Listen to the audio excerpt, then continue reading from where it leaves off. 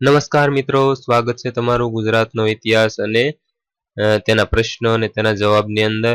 તો મિત્રો, આપણે આ સિરીઝની અંદર ભાગ 9 ની અંદર આપણે પ્રશ્ન નંબર 401 થી પ્રશ્ન નંબર 450 સુધીના પ્રશ્નો અને તેના જવાબ છે આપણે જાણીશું. તો મિત્રોને ખાસ જણાવવાનું કે જો તમને વિડીયો પસંદ હોય તો એક લાઈક જરૂરથી કરજો તથા વિડીયોને શેર કરજો, જેથી કરીને આપણા તમામ ગુજરાતના વિદ્યાર્થી મિત્રોને છે આપણે મદદરૂપ થઈ શકીએ. અને ખાસ જણાવવાનું કે જ્યારે પણ તમે અમારી ચેનલને સબસ્ક્રાઇબ કરો ત્યારે બાજુનું બેલ આઇકન જરૂર દબાવો, જેથી કરીને અમે નવા વિડીયો અપલોડ કરવી કે તરત જ તમને નોટિફિકેશન દ્વારા મેસેજ છે મળી જાય. તો મિત્રો, જરૂરથી અમારી ચેનલને સબસ્ક્રાઇબ કરો, કારણ કે આ ચેનલની અંદર અમે એજ્યુકેશનને લગતા તથા ટેકનોલોજીને લગતા તથા ઓનલાઈન અર્નિંગ એટલે કે પૈસા કેવી રીતે કમાવા તેના વિડીયો છે અપલોડ કરતા રહીશું. તો ચાલો આપણે જોઈએ. પ્રશ્ન નંબર 401, કયું શહેર નાગરોના આદ્ય સ્થળ ગણાય છે? તો જવાબ છે વડનગર. પ્રશ્ન નંબર 402, ભારતમાં રાષ્ટ્રકૂટ વંશના રાજાઓની રાજધાની ક્યાં હતી? તો જવાબ છે માન્યખેટની અંદર હતી. પ્રશ્ન નંબર 403, કોને ગાંધીજીને સ્વતંત્ર ચળવળનું નિશાન ચક્ર રાખવાનું કહ્યું હતું? તો જવાબ છે ગંગાબેન મજમુદાર.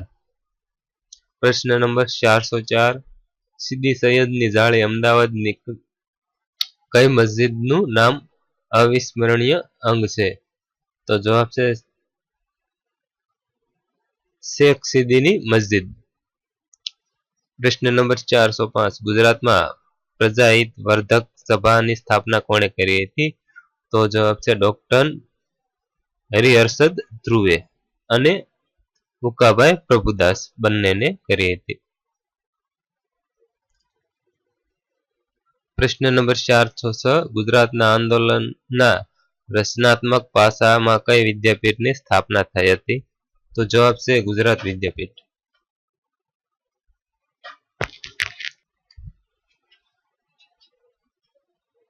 પ્રશ્ન નંબર 407, મહુડીમાં કયા ધર્મનું સ્થળ છે?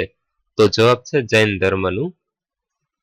પ્રશ્ન નંબર 408, ભાવનગરમાં કયા દિવાનને આજે પણ લોકો તેમના લોક ઉપયોગી કાર્યો માટે યાદ કરે છે? તો જવાબ છે પ્રભાશંકર પટાણીને. પ્રશ્ન નંબર 409, આરસની અદ્ભુત કોતરણી માટે કયું સ્થળ જાણીતું છે? તો જવાબ છે કુંભારિયાના ડેરા. પ્રશ્ન નંબર 410, આઇન્સ્ટાઈનના સાપેક્ષવાદના સિદ્ધાંત પર કયા ગુજરાતી ગણિતશાસ્ત્રીએ સંશોધન કર્યું હતું? તો જવાબ છે ડોક્ટર પી.સી. વૈદ્ય. પ્રશ્ન નંબર 411, મહેમૂદ બેગડાએ જ્યારે પ્રથમ ચડાઈ કરી ત્યારે જુનાગઢ પર કયો રાજા રાજ્ય કરતો હતો? તો જવાબ છે રામ માંડલિક. પ્રશ્ન નંબર 412, ગુજરાતમાં યુદ્ધના સૌપ્રથમ તોપગોળાનો ઉપયોગ કયા શાસકે કર્યો હતો? તો જવાબ છે મહેમૂદ બેગડાએ કર્યો હતો. પ્રશ્ન નંબર 413, ગુજરાતમાં સ્વાતંત્ર્યના નામનું વર્તમાનપત્ર કોણ ચલાવતું હતું? તો જવાબ છે ઈચ્છારામ સૂર્યરામ દેસાઈ. પ્રશ્ન નંબર 414, ભારતીય અવકાશ સંશોધનના પિતા કોણ હતા? તો જવાબ છે ડોક્ટર વિક્રમભાઈ સારાભાઈ. પ્રશ્ન નંબર 415, પોતાના રાજ્યમાં પ્રાથમિક શિક્ષણ ફરજિયાત દાખલ કરનાર કોણ હતું? તો જવાબ છે વડોદરાના રાજવી સયાજીરાવ ગાયકવાડ, જેને પોતાની રાજ્યની અંદર પ્રાથમિક શિક્ષણ ફરજિયાત કર્યું હતું. પ્રશ્ન નંબર 416, વિદેશમાં સૌપ્રથમ ભારતીય રાષ્ટ્રધ્વજ ફરકાવનાર ગુજરાતી કોણ હતા? તો જવાબ છે મેડમ ખીમાઈજી કામા, જેને વિદેશમાં પણ ભારતીય રાષ્ટ્રધ્વજ ફરકાવ્યો હતો. પ્રશ્ન નંબર 417, રણજી ટ્રોફીના નામ કયા રાજવી સાથે સંકળાયેલું છે? તો જવાબ છે જામ રણજીત સિંહ. પ્રશ્ન નંબર 418, ત્રણેય દિલ્હી દરબારમાં હાજર રહેલા માત્ર રાજા કોણ હતું? તો જવાબ છે ખેંગારસિંહજી, જે ત્રણેય દિલ્હીના દરબારની અંદર હાજર રહ્યા હતા. પ્રશ્ન નંબર 419, નવાનગર રજવાડાના સ્થાપક કોણ હતા? તો જવાબ છે જામ રાવલ. પ્રશ્ન નંબર 420 ગુજરાતમાં પક્ષી અભયારણ્યની આંગણવાડી કઈ છે? તો જવાબ છે નળ સરોવર. પ્રશ્ન નંબર 421 ભાવનગરમાં એવો કયો ધરો છે જ્યાં દુષ્કાળમાં પણ પાણી સુકાતું નથી? તો જવાબ છે તાતણીયો ધરો. પ્રશ્ન નંબર 422 કોના ઉપદેશથી કુમારપાળે જૈન ધર્મ સ્વીકાર્યો હતો? તો જવાબ છે હેમચંદ્રાચાર્યના ઉપદેશથી જેને કુમારપાળે જૈન ધર્મ સ્વીકાર્યો હતો. પ્રશ્ન નંબર 423 અમદાવાદ અને સુરત વચ્ચે રેલવેની શરૂઆત ક્યારે થઈ હતી? તો જવાબ છે 20 જાન્યુઆરી ઈસવીસન 1863 ની અંદર શરૂ થઈ હતી. પ્રશ્ન નંબર 424 મદ્રાસ રાજ્યના પ્રથમ ગવર્નર જનરલ ગુજરાતના કયા રાજા બન્યા હતા? તો જવાબ છે મહારાજ કૃષ્ણકુમારસિંહજી. પ્રશ્ન નંબર 425 કયું શહેર કાઠિયાવાડના દરવાજા તરીકે ઓળખાય છે? તો વઢવાણ. પ્રશ્ન નંબર 426 સુરતનું પ્રાચીન નામ કયું છે? તો જવાબ છે સૂર્યપુર. પ્રશ્ન નંબર 427 ચાવડા વંશના રાજાઓની રાજધાની કઈ હતી? તો જવાબ છે પંચાચર. પ્રશ્ન નંબર 428 પાટણમાં આવેલું જ્ઞાન મંદિર કોણે બનાવરાવ્યું હતું? તો જવાબ છે હેમચંદ્રાચાર્ય બનાવરાવ્યું હતું. પ્રશ્ન નંબર 429 મોઢેરા કઈ નદીના કિનારે આવેલું છે? મોઢેરા. તો જવાબ છે મોઢેરા પુષ્પાવતી નદીના કિનારે આવેલું છે. પ્રશ્ન નંબર 430 ઈસવીસન 1857ના સંગ્રામ વખતે મહત્વનો ભાગ ભજવનાર કયા નેતા ગુજરાતમાં આવ્યા હતા? તો તાત્યા ટોપે. પ્રશ્ન નંબર 431 કયા ગુજરાતી લાલ કિલ્લાનો ઐતિહાસિક કેસ લડ્યા હતા? તો જવાબ છે ભુલાભાઈ દેસાઈ જેને લાલ કિલ્લાનો ઐતિહાસિક કેસ લડ્યા હતા. પ્રશ્ન નંબર 432 ગુપ્ત યુગ વખતે હિન્દુ ધર્મના કયા સંપ્રદાયનો પ્રસાર થયો હતો? તો વૈષ્ણવ સંપ્રદાયનો પ્રસાર થયો હતો.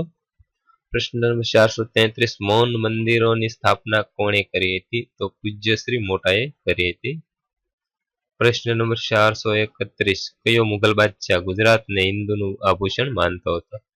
તો જવાબ છે ઔરંગઝેબ.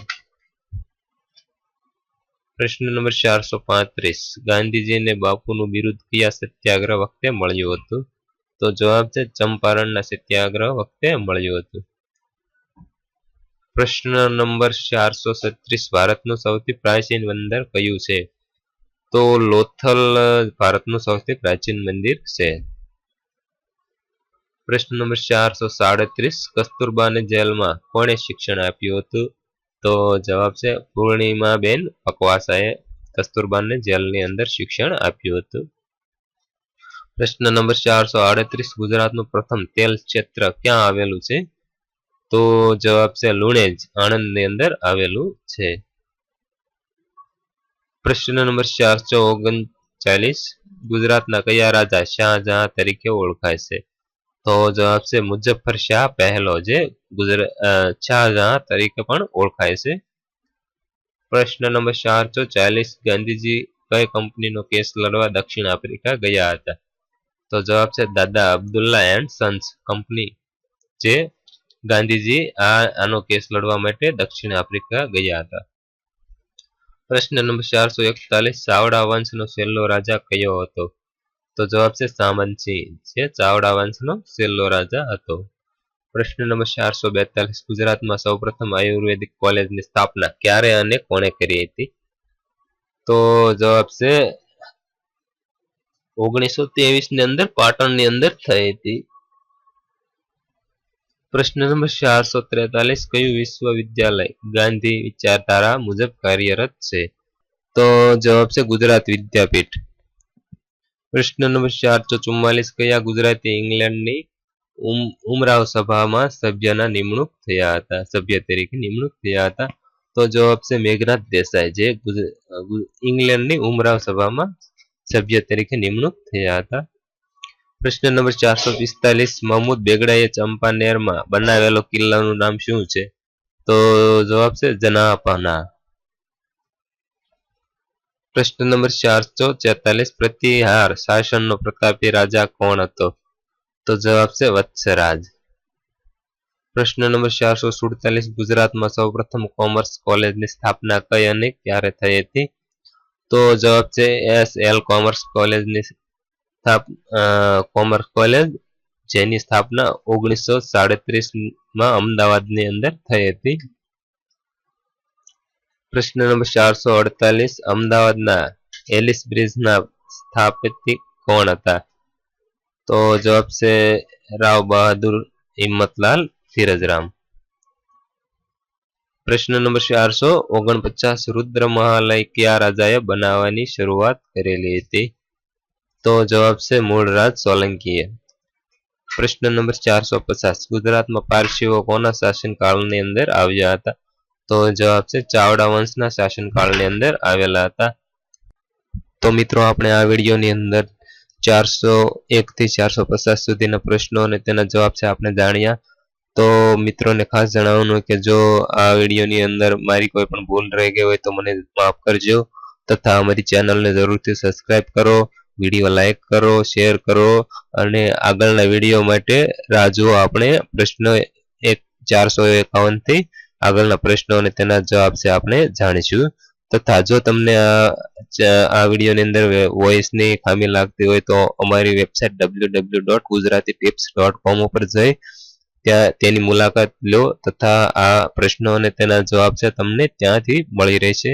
એટલે જરૂરથી વેબસાઇટ ચેક કરો. Thank you. સબસ્ક્રાઇબ કરો ગુજરાતી ટીપ યુટ્યુબ ચેનલ અને સાથે બેલ આઇકન દબાવી ઓકે કરો.